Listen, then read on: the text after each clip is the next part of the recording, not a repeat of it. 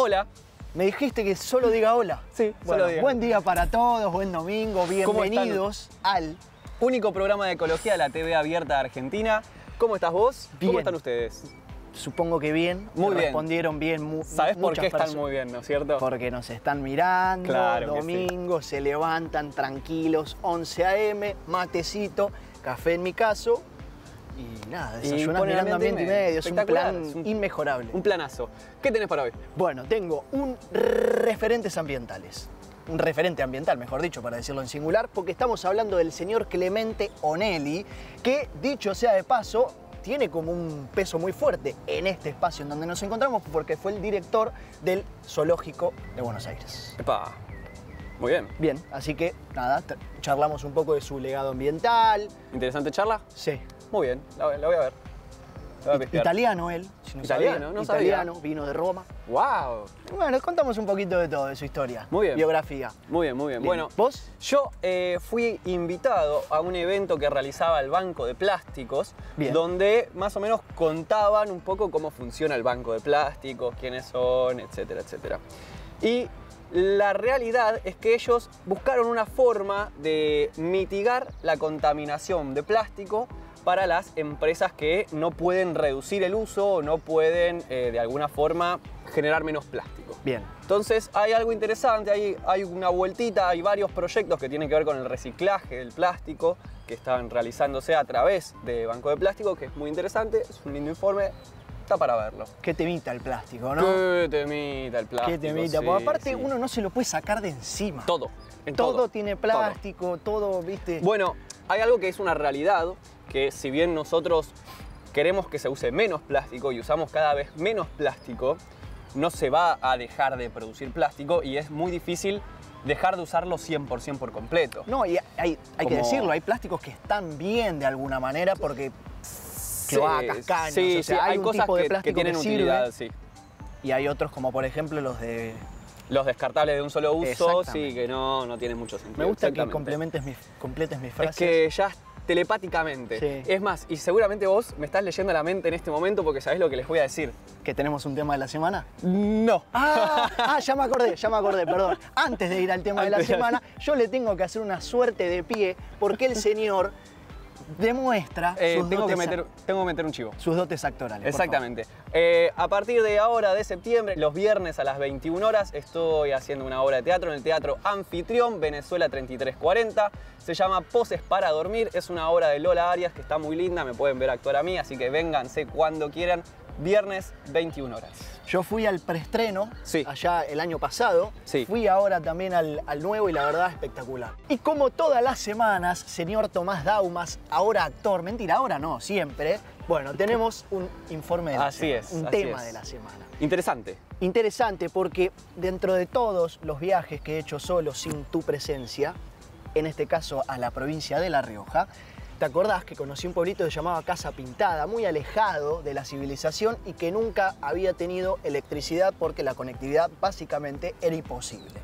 A partir de un proyecto se instalaron paneles solares, con esto presento el tema de la semana, y este pueblito conoció la luz. Se hizo la luz. Se hizo la luz. Se hizo la luz. Bueno, según estudios del CONICET, el 30% de los argentinos no tiene acceso pleno a la electricidad y ahí es cuando aparecen las energías renovables. En este caso, un ejemplo clarísimo son los paneles solares que pueden brindar un servicio más económico, seguro y de bajo impacto ambiental. Así que en este informe de la semana también te vamos a comentar cómo los paneles solares pueden achicar esa brecha de pobreza eléctrica que hay en la Argentina. Vamos a verlo.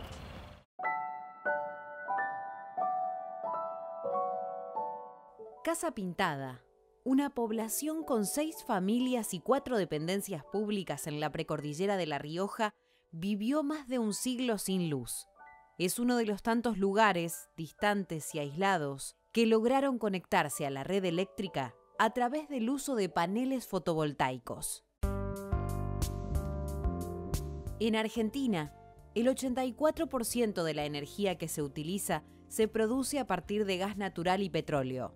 El 16% restante corresponde a energías limpias no convencionales, aerogeneradores eólicos, biomasa y, por supuesto, energía solar. En 2016, el Banco Mundial ya destacaba que los paneles solares eran una de las alternativas para achicar la brecha de la pobreza energética, sobre todo en los países latinoamericanos. El concepto de pobreza energética no tiene una única definición.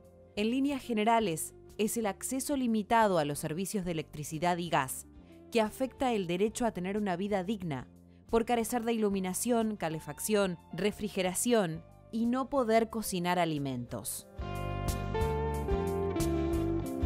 Otra acepción solo tiene en cuenta el presupuesto familiar. Un hogar es pobre si gasta más del 10% en recursos energéticos. Según estadísticas del CONICET, más de 10 millones de argentinos no acceden plenamente a la electricidad y al gas. Cocinan y calientan sus casas con combustibles contaminantes como la leña y el gas envasado, más caros que la energía de red y altamente perjudiciales para la salud y el ambiente. La matriz energética de la Argentina ya está en plena transición y el camino comenzó hace más de 20 años. En todos los rincones del país se ponen en marcha nuevos proyectos y emprendimientos con energía solar. En La Rioja, en Santa Fe, en la provincia de Buenos Aires existen barrios enteros de viviendas sociales con calefones solares y paneles fotovoltaicos. Con resultados dispares, una de las propuestas para mejorar el rendimiento de los equipos es capacitar a los usuarios para la instalación y el mantenimiento de esta tecnología. La profundización de políticas públicas de autogeneración a bajo costo desconcentra y democratiza el acceso a las energías limpias, impulsando una transición energética justa, soberana y equitativa.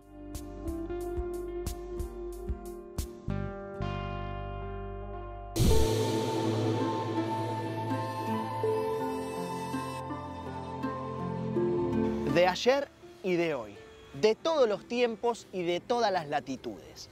Algunos son conocidos como Yolanda Ortiz, otros los van a sorprender como Manuel Belgrano y también los hay actuales como Greta Thunberg. Pueden ser científicos, políticos o activistas, pero lo importante es que ellos, en su momento y desde su lugar, hicieron la diferencia y marcaron un camino. Hoy, en Referentes Ambientales, presentamos a Clemente Onelli.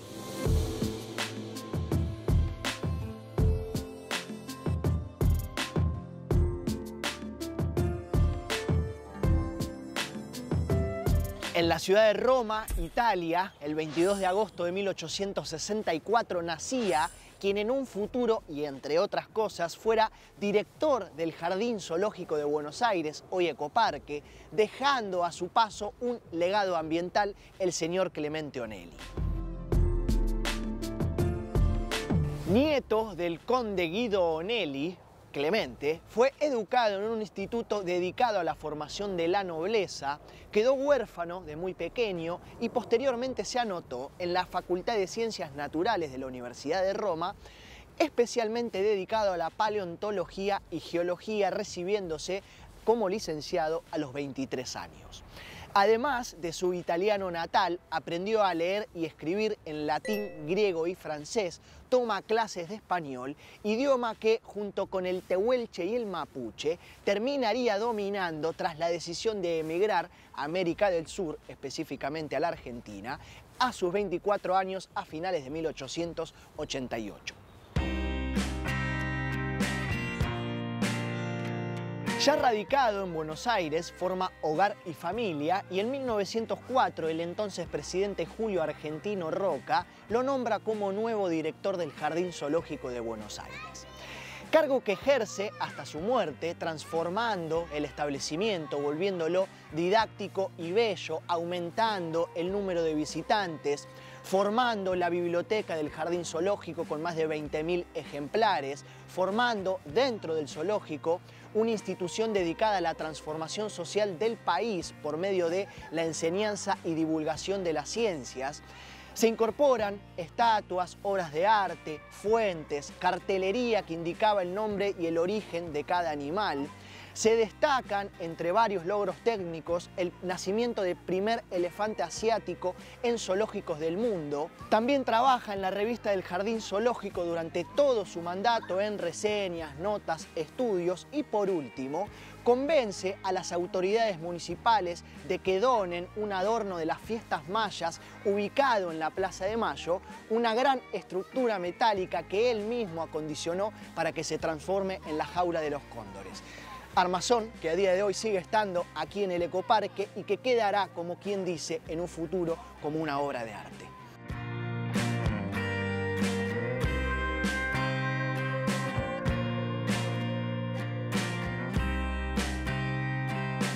Si uno mira con ojos actuales la parte zoológica del señor Clemente, solo mirará lo polémico y lo controversial. Creo importante en este caso situarse en el momento con ojos de época y entender que su legado ambiental recae en las exploraciones, en la vocación didáctica y educativa, con la voluntad de ofrecerle a la sociedad de entonces la posibilidad de conocer una parte del mundo que desconocía, me refiero a los animales, cuestión que sigue siendo importante a día de hoy para aprender, pero que por la tecnología tenemos otras formas de poder incorporarlo. Hoy entendemos que la exhibición de animales no va más porque hubo un señor pionero que decidió llevarlo a cabo, cuestionable seguramente desde algunos puntos de vista, pero entendemos motivado principalmente por la curiosidad y por las ganas de compartirla con otros. Pero además de todo eso, el señor Clemente es un referente ambiental por su preocupación por la conservación de la naturaleza. Creó numerosas leyes en defensa de la flora y la fauna, como el Día del Árbol en 1908 y el Día del Animal. Investigó métodos para mejorar la calidad de vida y la alimentación de los animales en el zoológico. Estudió el vínculo entre la psiquis y la forma de sus cuerpos, además de impulsar el desarrollo de recursos naturales provenientes de animales como lanas, pieles, cuero, etc. Y además, datito de color, fue director de cine de un mediometraje llamado El Misionero de Atacama, el cual lamentablemente para todos se encuentra extraviado y no podemos disfrutarlo. A todos estos hechos históricos y conocidos, solo falta agregarle uno.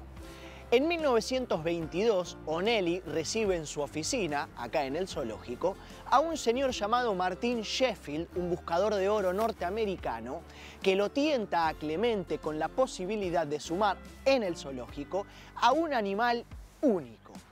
Con cabeza de cisne, de formas descomunales, con cuerpo de cocodrilo, que además dejaba enormes huellas y rastros en las orillas del lago Epuyén.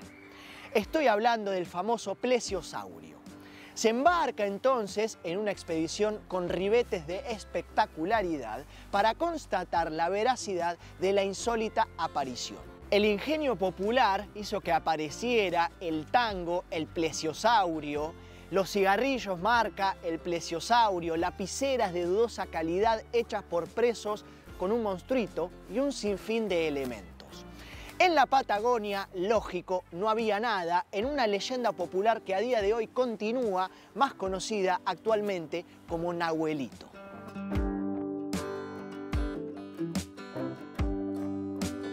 Después de comprar carne para los animales del zoológico, Clemente O'Neill se detuvo en una farmacia, se sentó, sacó de su bolsillo interno la boleta de lo que había gastado y antes de morir le pidió a su chofer que le lleve esa boleta al contador del zoológico para que las cuentas cierren bien.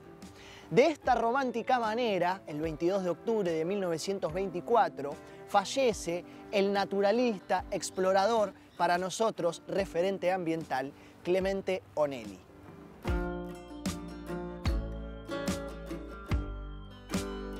Muchos sucesos y anécdotas protagonizados por él dieron origen a un popular latiguillo de época. Ante un hecho asombroso de cualquier índole, se decía son cosas de O'Neill. Al morir, el entonces presidente Marcelo Torcuato de Alvear dijo: ha muerto el más criollo de los gringos y el más italiano de los argentinos. Hoy un ventisquero del lago argentino, un cerro de la cordillera de los Andes, una sala del Museo de Luján, una estación del ferrocarril, un camino del hoy Ecoparque con su busto de bronce, una importante calle de Bariloche y un pueblo de la Patagonia que se hizo famoso por una publicidad de Telefónica llevan su nombre.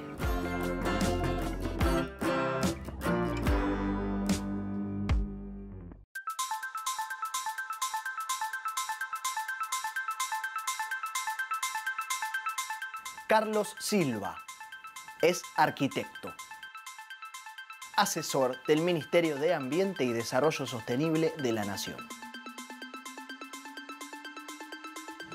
El señor Carlos Silva, bienvenido. Uno suele decir amigo de la casa, pero es tu primera vez, así que, pero sos amigo mío, así que bienvenido. Muchísimas gracias, No, Mauricio. gracias a vos por acercarte. ¿Te imaginaste en algún momento de tu estadio en la carrera de arquitectura ser entrevistado por el único programa de ecología de la televisión abierta argentina? La verdad que no. No. Pero me retraes a que, la verdad, la vejez de uno, porque en mi época, digamos que hablar de ecología era algo bastante poco frecuente. Se hablaba de cuidado del medio ambiente y no mucho más que ello. Y la arquitectura también fue cambiando bastante. La arquitectura fue cambiando bastante y nunca se había hecho una adecuación de los proyectos arquitectónicos reales a lo que son los proyectos de GIRSU, específicamente. Y hablando de ecología, uno de los grandes problemas ambientales que tiene nuestro país es la basura. Son los 5.000 basurales a cielo abierto. Lo primero que te quería preguntar, ¿cómo llegamos a tener 5.000 basurales a cielo abierto? Es una excelente pregunta, pero yo te diría que si vos pensás que para un municipio carente de recursos, como son el 99% de los municipios del país, le ofreces tirar la basura en un descampado o hacer un centro ambiental con disposición final controlada, los costos de ese centro ambiental, en general, no pueden ser solventados por los municipios. Entonces ahí es donde tiene que haber una ecuación en la cual participen las provincias, se beneficie de alguna forma a aquellos municipios que sí tienen una disposición final controlada, respecto a los que no la tienen.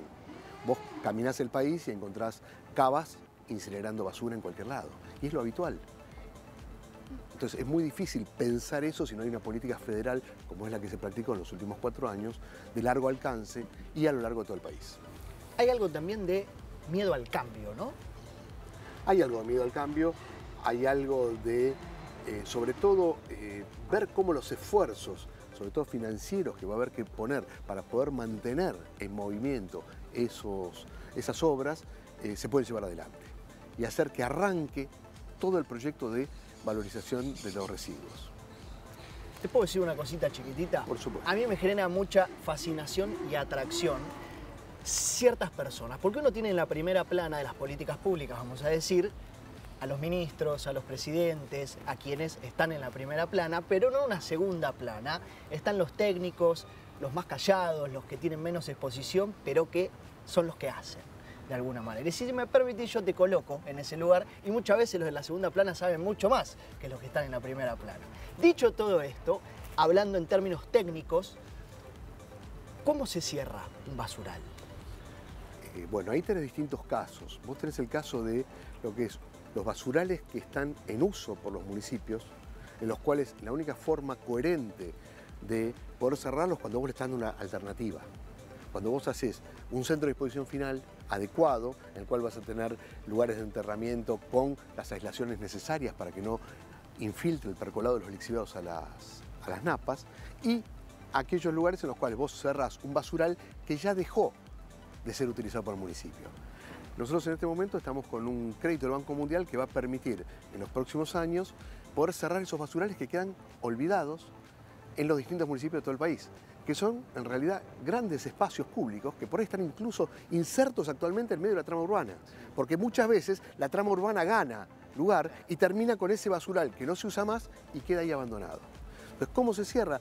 Básicamente se hace un cierre técnico, que es evitar que las lluvias sigan generando lixiviados. Entonces lo que se hace es una nivelación, un modelado de los residuos que hay sobre el lugar, se hace una nivelación con tierra seleccionada, sobre esa se pone una capa aislante, que puede ser una membrana de geotextil, una membrana de GLS, puede ser una membrana generada por otros materiales. Sobre eso se coloca una nueva capa de tierra seleccionada y una última capa de tierra orgánica. Y sobre esa tierra orgánica se insertan plantas autóctonas del lugar de bajo enraizamiento, como para poder cubrir de verde. Lo ideal es ponerle arquitectura a eso para evitar que la comunidad vuelva a generar residuos sobre ese lugar. Desde la ignorancia, los residuos entonces no se remueven, digamos. No se remueven, exactamente. Se los modela solamente para poder tomar las escorrentías, porque vas a generar, a través de los domos que estás generando nuevas escorrentías. Entonces esas escorrentías de agua, al momento de la lluvia, las tomás con los nuevos sistemas que estés haciendo.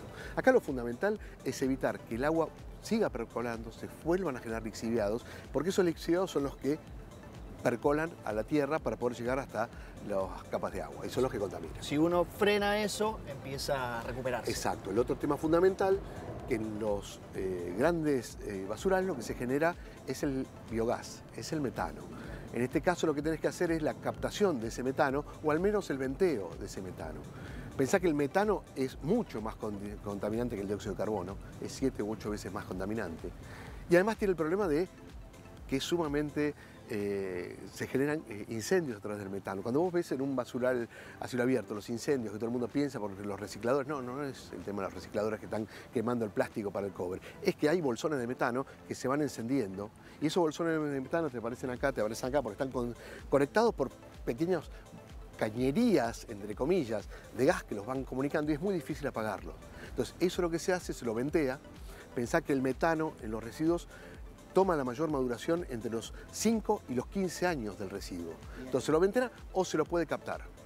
Y esto que te hablo de captación de metano no es la NASA, es algo que nosotros hemos hecho acá con un pequeño proyecto financiado por el PNUD, que hicimos captación de metano en un basural en Gualeguaychú, hicimos captación de metano en Fachiral, Misiones, e hicimos captación de metano en Overapozo, en Tucumán, con lo cual generamos energía eléctrica para alimentar a todo el centro ambiental. ¿Puedo presumir que esto no lo aprendiste en la carrera de arquitectura? Bueno, sí. No, obviamente que no. Esto es el tiempo el que lo ha ido dando. De ninguna manera esto se aprende en la carrera de arquitectura. ¿Cómo se elige dónde construir el centro ambiental? Ya cerramos el basural, perfecto. Hay que construir un centro ambiental, una planta de transferencia. ¿Cómo se elige el lugar? Por lo general son los municipios los que brindan los lugares. Justamente con una política federal, Nación no tiene injerencia sobre la elección de los lugares. Son los municipios los cuales acercan propuestas y esas propuestas se evalúan y sobre todo tienen que tener certificados de no inundabilidad. Bien. Y tienen que ser propiedad del municipio, de la provincia o de la nación. Y básicamente tener licencia social. Bien, perfecto. Quiero hacerte una pregunta porque más vos que yo sabés perfectamente cómo cambia la vida de los vecinos sustancial y radicalmente la construcción de un centro ambiental, que empiece a gestionarse de manera diferente los residuos sólidos urbanos. ¿Por qué genera tanta resistencia sabiendo los beneficios que trae? Yo te diría que todos los ciudadanos estamos acostumbrados a que el problema de la basura termina cuando sacamos la bolsita de casa. Y a partir de ahí nos desentendemos del problema. Y es un poco lo que pasa con los centros ambientales. Si vos estás construyendo un centro ambiental, la oposición la vas a tener con la gente que vive muy cerca del centro ambiental. Ahora, y que tiene diferentes intereses también, ¿no? Por supuesto. Obviamente los intereses es lo que alienta esas diferencias. En ningún momento están poniéndose en crisis el sistema por el cual vos estás tratando los residuos a partir de un centro ambiental, sino lo que te pone en crisis siempre es el lugar, la implantación. Perfecto. No te dije, pero tenemos que hacer una pausa chiquitita, así que si te parece la hacemos con todo y volvemos. Gusto, cuando vos quieras. Ya seguimos con más Ambiente y Medio.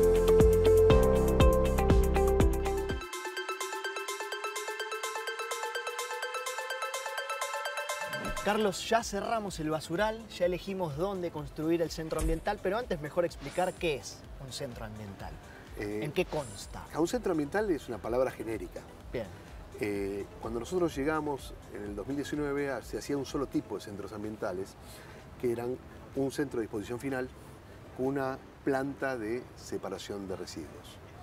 Básicamente lo que se valorizaba allí era cartón, papel, plásticos y metales. Bien. A partir de eso nosotros empezamos a generar distintos centros ambientales, adecuados a las necesidades de cada municipio.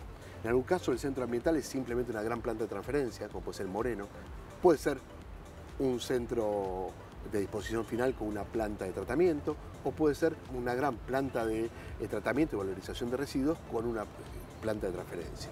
Hay distintas tipologías que se van adecuando.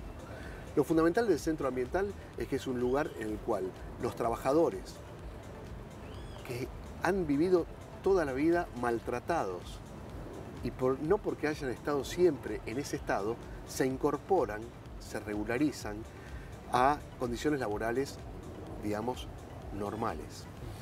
En el cual el centro ambiental lo que le genera son espacios cuidados. Un centro ambiental de esta gestión no vas a encontrar nunca un trabajador que trabaja en intemperie. Siempre los trabajadores están resguardados, trabajan en semicubiertos, tanto en la descarga de los camiones como en el traslado de los residuos, siempre se está trabajando a resguardo. Y es un tema que lo resuelve la arquitectura y que la resolución es muy sencilla. Lo único que hay que tener en cuenta es pensar al momento de proyectar en el trabajador. Porque ese trabajador que vos lo ves en el manto, lo ves que está con chicos, que está maltratado, que está realmente en condiciones pésimas, paupérrimas de trabajo, cuando lo insertás en un centro ambiental, tiene que tener las condiciones dignas. Nosotros hablamos de condiciones fabriles, que son las condiciones con las cuales se cumple con la totalidad de la normativa de seguridad e higiene. Básicamente los centros ambientales anteriores a nuestra gestión tenían la característica que dentro de la planta de separación se acopiaba el residuo. Y por eso habrás visto la gran cantidad de incendios. Esto me lo contaste una vez que estábamos en la planta de Quilmes. Exactamente, que han tenido los distintos centros ambientales. Nosotros lo primero que hicimos, cuando lo vimos, evidentemente, vos estudias un proyecto y decís, acá la carga de fuego la tenés en el lugar donde tenés todo para poder que se prenda fuego. Entonces nosotros lo que hicimos fue la carga de fuego, llevarla a un depósito con las condiciones necesarias para evitar o extinguir esa carga de fuego, y entonces la planta trabaja sola, es una planta. Y se unen ambas por un gran semicubierto que sirve tanto para trasladar los residuos ya separados al depósito como para poder cargar del depósito a los camiones. Perfecto. Y toda la actividad se produce justamente bajo techo. Otros puntos fundamentales que nosotros tenemos en los centros ambientales es el cuidado de género, no como una declamación de hablar de género, sino por ejemplo que las pequeñas cosas que vos disfrutás en un shopping o un aeropuerto, que es que los baños no tienen puertas, en los centros ambientales no tienen puertas, son trampas visuales simplemente. Y eso le da seguridad a la mujer que va a un baño, porque tiene siempre aperturas. Mirá. Que es lo mismo que cualquiera de nosotros disfruta a otro nivel. ¿Por qué no lo vas a hacer si es un recurso arquitectónico hacerlo? Los centros ambientales no tienen barreras para discapacitados, como para que un discapacitado pueda acceder a la totalidad del centro ambiental. O sea, esas pequeñas cosas que son simplemente recursos arquitectónicos las hemos volcado. Hemos volcado a que el asoleamiento de los centros ambientales sea vital, a que haya en los centros ambientales panelería solar tanto para agua caliente como para generación de energía eléctrica. Hemos tomado, los centros ambientales tienen grandes techos, entonces la recuperación de agua de lluvia para el lavado de camiones y de volquetes es una cantidad de agua muy grande. La hemos tomado a partir de la recuperación de agua de lluvia para poder generar estas situaciones. Los materiales que utilizamos en esos centros ambientales son materiales realmente nobles, son bloques de cemento, son chapas, son placas de tetrabric para cielos rasos. O sea, tratamos de darle toda la vuelta a que los materiales, la orientación, las tecnologías confluyan en un centro ambiental.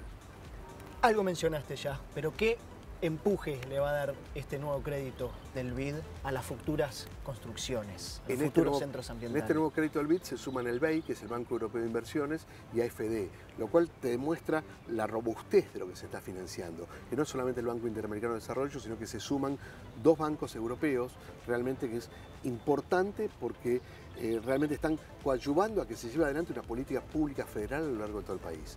Que creo que es eso la mayor importancia que tiene, la estrategia que tiene como política pública federal, que es la que se ha llevado a cabo. Que sin el financiamiento del Banco Interamericano de Desarrollo en esta primera etapa hubiera sido imposible. El banco realmente valora mucho cuando se logran hacer consorcios en los cuales se logra entonces integrar distintos municipios con un solo centro de disposición final, como es el caso, por ejemplo, de Villa María y Villanueva, como es el caso de Santiago del Estero La Banda. Realmente son muchos los casos, como es el caso del Valle de Uco, que Tupungato, Tunuyán y San Carlos, a través del COINSE, depositan sus residuos en San Carlos, pero digamos, la valorización que se va a hacer en todos los municipios realmente coadyuvan a que esa solución sea realmente con una reducción importante en la tasa de enterramiento. Uno de los casos más emblemáticos fue Luján, sin ningún lugar a dudas, que por suerte tenemos una justicia que ahora sí aprobó la continuación de la construcción. Por suerte tenemos una Cámara Federal de San Martín que nos ha dado realmente la derecha ha realmente escuchado todos nuestros argumentos y nos ha realmente revertido un fallo que entendemos que no era acorde a la situación y que le permite a los 120.000 lujanenses tener muy pronto resuelta por realmente ese oprobio que es el basural de Luján durante 50 años. Creo que la foto del basural de Luján con la punta de la basílica atrás es una metáfora de lo que no debe ser. Y creo que por fin se va a resolver a través del centro ambiental. Contentos, me imagino. Realmente muy contentos. Hemos trabajado mucho por ello, realmente. Carlos, antes de que te vaya y agradeciéndote por haberte acercado, tenemos un desafío final. Quiero que me digas, sin repetir y sin soplar, profesiones que están abocadas a la construcción de un centro ambiental. Ingenieros civiles, ingenieros hidráulicos, arquitectos, abogados, contadores, economistas, abogados, un geógrafo que es experto en análisis y en geolocalización y sobre todo en análisis de riesgos. Realmente es algo interesantísimo lo que se desarrolla a través de él. Realmente la cantidad de profesiones, el abanico de profesiones es múltiple. Es una de las cuestiones en las que más trabajamos cuando nosotros llegamos a la gestión, en poder darle una visión multilateral al tema de GIRSU, porque con una visión ni ingenieril ni ambientóloga únicamente no se resuelve el tema GIRSU. Realmente se necesita que se confluya en ideas y se analice mucho en ideas. Lo que es fundamental en todo esto es el trabajo en equipo. Para nosotros la resolución de todo se basa en la discusión permanente con todo el equipo de trabajo a través de una mesa en la cual estamos discutiendo permanentemente lo que hacemos. La segunda, teníamos un basural a cielo abierto, lo cerramos. ¿Qué se puede construir ahí, además de un centro ambiental? ¿Qué se puede hacer? No, en el basural no vas a hacer el centro ambiental. No, perdón, bueno, en ese espacio, digamos, ¿qué es lo que uno puede reconvertir? Todo depende de los años que tengan los residuos que estás poniendo, si sobre residuos que son residuos añejos o son residuos que son frescos, depende de eso. Si son residuos frescos, por ahora pensemos en un espacio verde que no se tenga demasiado acceso. Si son residuos añejos, ya sí puedes empezar a pensar otro tipo de cuestiones que tienen que ver con análisis que vas a tener que hacer sobre esos residuos, tendrás que ver realmente la resistencia que tienen. Hay toda una cuestión de estructuras y de ingeniería que tenés que resolver, pero básicamente lo que tenés que contar es si son sobre residuos frescos o sobre residuos realmente que ya están momificados. Un vivero, por ejemplo. Podría perfectamente, tranquilamente. Gracias por haberte acercado. Y nosotros seguimos con más Ambiente y Medio.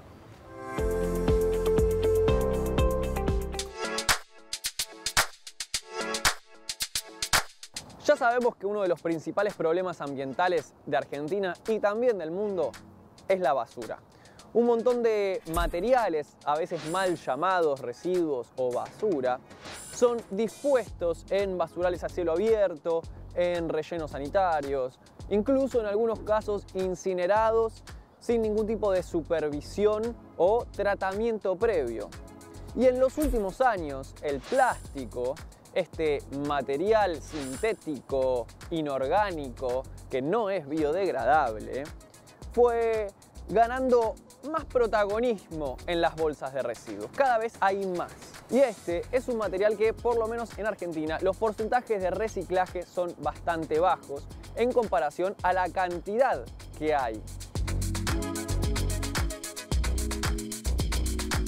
Hemos hablado en este programa acerca de algunas iniciativas o alternativas que fomentan el reciclaje del plástico. Por eso también es que fuimos invitados por la Fundación Banco de Plástico, quienes incentivan el reciclaje, tanto para las personas, pero fundamentalmente para las empresas que puedan reciclar, y empezar a conocer de qué se trata todo este mundo del reciclaje de plásticos y conocer también lo que hacen, como por ejemplo los bonos de plástico.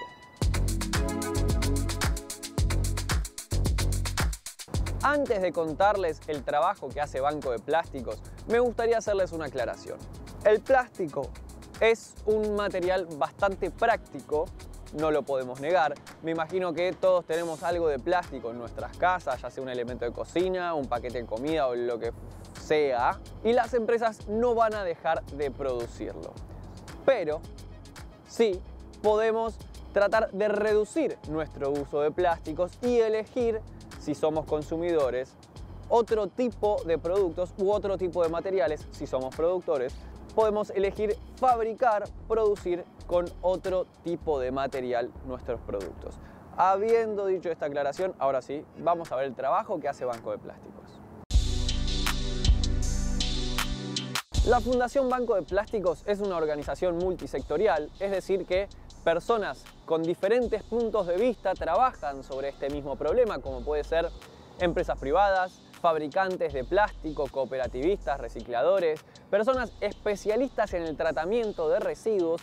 Todos trabajan con el fin de promover el reciclaje de plástico, evitar que llegue al ambiente y así disminuir el impacto ambiental de este material. La idea es que las empresas que utilizan plástico, ya sea en sus oficinas, en sus productos o de la forma que sea, puedan reducir esa huella plástica. Y si las empresas no lo pueden hacer por un tema de costos, por un tema de infraestructura o el que sea, acá es donde Banco de Plásticos actúa con esta alternativa que son los bonos de plástico. La idea de los bonos de plástico es muy parecida a la de los bonos de carbono. Funcionan de una forma bastante similar. La empresa va a solicitar un bono de plástico para compensar el plástico que generó y que no puede reciclar in situ. Es decir, primero va a recibir una auditoría de la empresa extranjera internacional Plastic Credit Exchange, la cual va a dar a conocer la huella de plástico que tiene esta empresa solicitante. Después, una vez que adquiera un bono de plástico, va a estar certificando que fue responsable por la recolección y el reciclaje de 1 tonelada de plástico. De esta forma, puede compensar su huella plástica. Las empresas que adquieran estos bonos no solamente van a ser responsables por el impacto ambiental que generan, sino también que van a estar financiando proyectos de reciclaje en todas sus etapas, es decir, desde la recolección, el propio reciclaje del material, el acopio del material, incluso la mano de obra que de otra forma no podría ser financiada. Lo importante de todo este proceso es que también está siendo auditado por la empresa Plastic Credit Exchange, lo cual hace que el proceso sea completamente transparente y muestre la trazabilidad del recurso, en este caso del material, el plástico. Para conocer más en detalle acerca de esta fundación, Banco de Plásticos, estuvimos hablando con su presidente, así que vamos a ver qué nos contó. Bueno, el bono de plástico es un certificado que genera un dinero que va al reciclado, a los efectos prácticos de incentivar ese reciclado, incentivar la economía circular. Hoy en día el reciclado plástico no es muy rentable, los residuos plásticos es muy difícil tratarlos y bueno, el bono plástico lo que hace es generar un dinero para todo ese circuito de recolección y reciclado.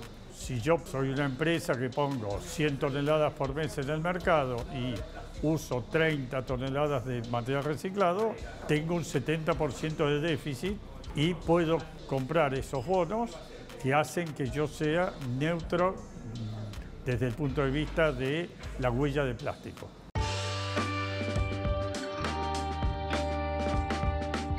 Es interesante pensar cómo a través de campaña como la que hace Banco de Plásticos, ya se pudieron limpiar más de 100 toneladas de plástico que había en el mar argentino, el mar patagónico argentino ahí flotando, olvidado. Y no solamente se limpiaron, sino que ese plástico después fue triturado, fue reciclado, fue tratado y fue incorporado en las líneas de producción para nuevos productos. Por supuesto que este tipo de alternativas en las cuales las empresas pueden responsabilizarse por su impacto ambiental y de alguna forma poder compensarlo son más que bienvenidas. Igualmente, deberíamos tratar de reducir la utilización de plásticos, reducir la producción de plásticos, así no tenemos que compensarlo. Y ya si somos consumidores, podemos dejar de adquirir productos con plástico y elegir otras alternativas más sustentables.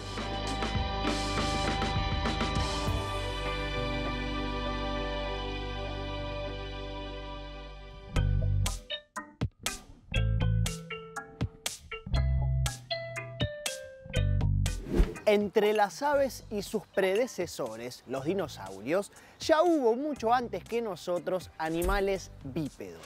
Pero entre los mamíferos apenas existen animales de dos patas aparte del ser humano, así que dándoles la bienvenida a un nuevo episodio del consultorio de dudas existenciales, hoy, ¿por qué el ser humano camina erguido?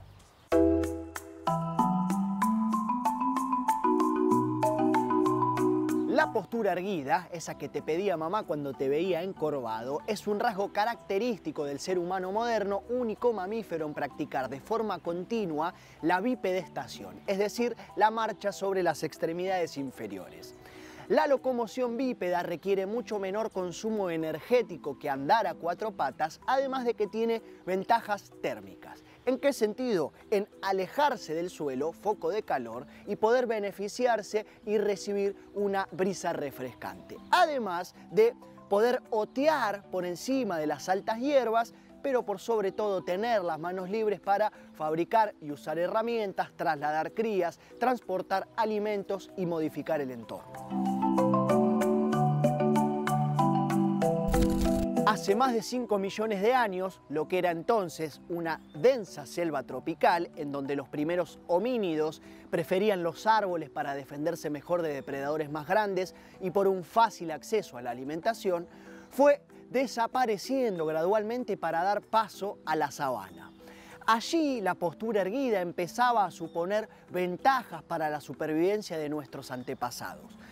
Una mejor y mayor visibilidad que otorgaba la postura, como dijimos, para defenderse mejor de depredadores, tener las manos libres, como dijimos, que daría paso a un nuevo mundo, pero también se volvieron más rápidos, eran capaces de recorrer distancias más largas para convertirse, en definitiva, en un corredor de larga distancia.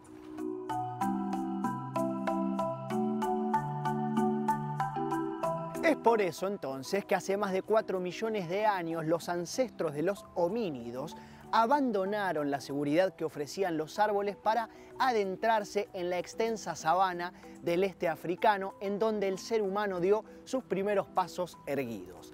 Tratándose de la especie Ardipithecus ramidus, a la que luego llamaron Ardi, cuyos fósiles fueron encontrados en 1994 en Etiopía, pertenecientes a una mujer cuya estructura del pie, dando pasos impulsándose con los dedos, como hacemos nosotros y como no hacen los cuadrúpedos, además de la forma de la cadera y cómo las piernas encajan en ella, darían indicios de que se trataba de un bipedalismo en la forma de moverse.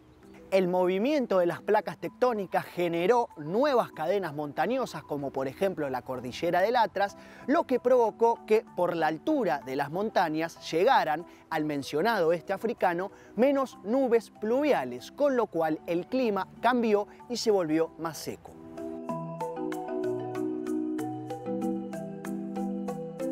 Luego de todo lo que acabo de decir, el Homo erectus fue el primero en tener las piernas más largas y los brazos más cortos, terminando de desarrollar esta capacidad de caminar, correr y moverse por los paisajes de la Tierra, tal como lo hacemos hoy. También tenían el cerebro más grande en comparación que sus antecesores bípedos y fabricaban herramientas, pero importante remarcar que la fabricación aparece mucho después que la bipedestación. ¿Por qué? Entonces, para ver mejor las amenazas y para correr más rápido. Luego ya vendría el manejo de las herramientas, las crías y los alimentos, convirtiéndose así entonces en sello distintivo de nuestra querida especie.